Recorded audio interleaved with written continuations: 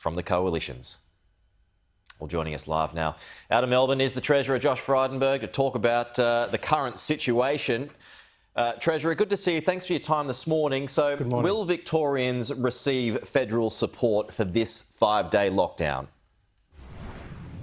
Yes, they will, as long as they meet the eligibility criteria, namely that they've lost a certain number of hours over the course of this lockdown. We'll be providing that support to Victoria, bearing in mind that they experienced their most recent lockdown just over a month ago, and this is the 5th lockdown Victorians have experienced. It's a very difficult time for millions of Victorians right now. So what will the rate be for the individual?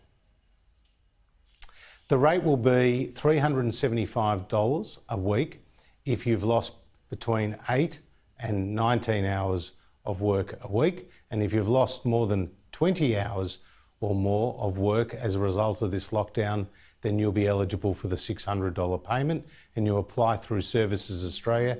There will be no liquid assets test as well. Right, so that's the same as the 7-day lockdown. The 5-day lockdown, now the same for the 7-day lockdown for individuals who are affected.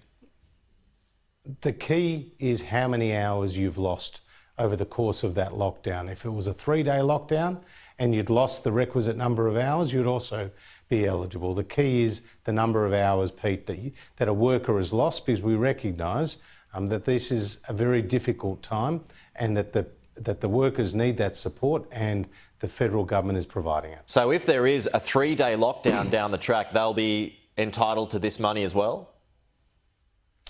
The agreement will be struck today at National Cabinet is the intention, and the Prime Minister will be discussing it with his counterparts from the various states and territories. But what we're putting on the table is that the income support will be available from that first week. Obviously, it will be paid 1 week in arrears. It will be someone's eligibility will be determined by the number of hours that have been lost over that period. Oh, okay. So how would that be if it was only a 3-day lockdown, though? In a pro rata basis, would you have to divide that figure by and work out a daily figure, and then that's what that individual would be entitled to? Is that how that would work? Well, very clearly, if it's a 3-day lockdown and you've lost 10 hours of work over the course of those 3 days, you'll be eligible for the $375 payment. If it's a 3-day lockdown and you've lost 20 or more hours of work, then you'll be eligible for the higher payment.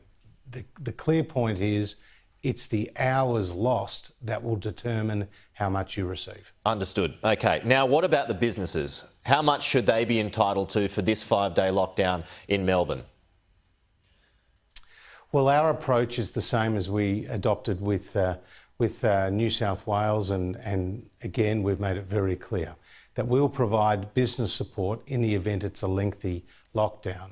Now, Victoria has only announced a 5-day lockdown, so I don't want to presuppose what will actually happen with the length of their lockdown. Our business support would be available from week 3. It would be based on a 50-50 split with the state government involved.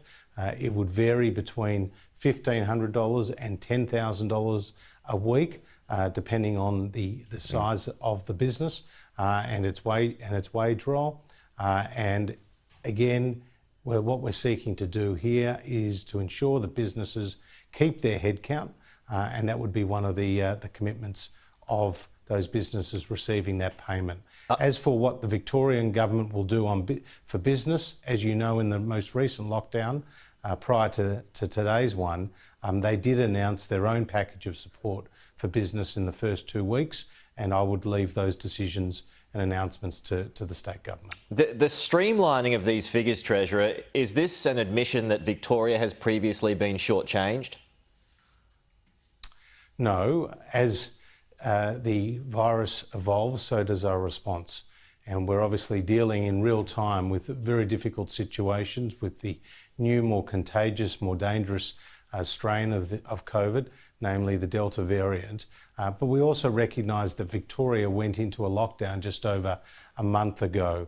Our response is to provide both income support and business support to enable businesses to keep on their employees, to ensure that they'll be able to meet their fixed costs, which are incurred regardless of whether customers are coming through the door, like rent, like utilities.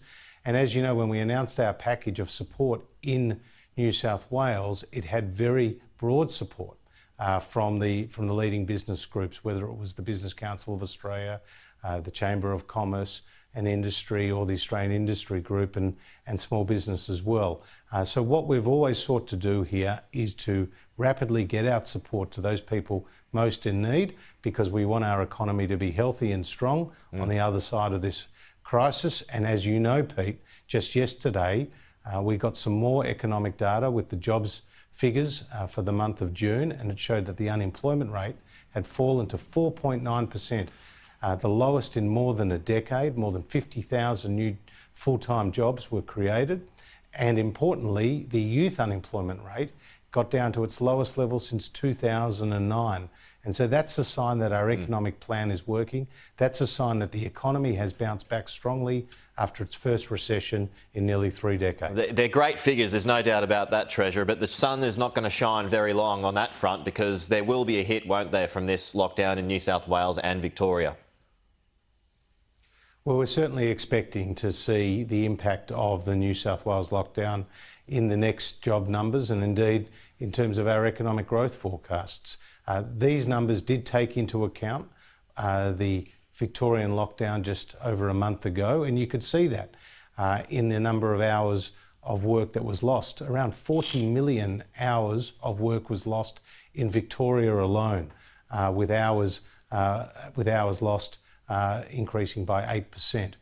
But what we do know is that the overall health of the economy is strong. The fundamentals are strong, although we are going through a pretty difficult time, particularly in our largest 2 states. If Victoria nips this in the bud within 5 days, is it the new gold standard? Well, again, every circumstance and every state and the cases that they encounter are different.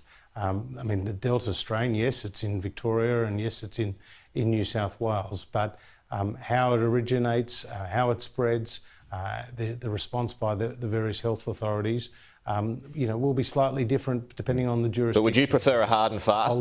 Is that better? Is that better for business and the economy? Well, again, the health advice has got to guide that particular response, but these lockdowns are very difficult. And in Victoria, this is the 5th lockdown that the public is experiencing, and it definitely takes its toll, both not just on the economy, Pete, but also on people's mental health and well-being. Yeah. Okay, Treasurer Josh Frydenberg, as always, appreciate your time. We'll talk to you again soon. My pleasure.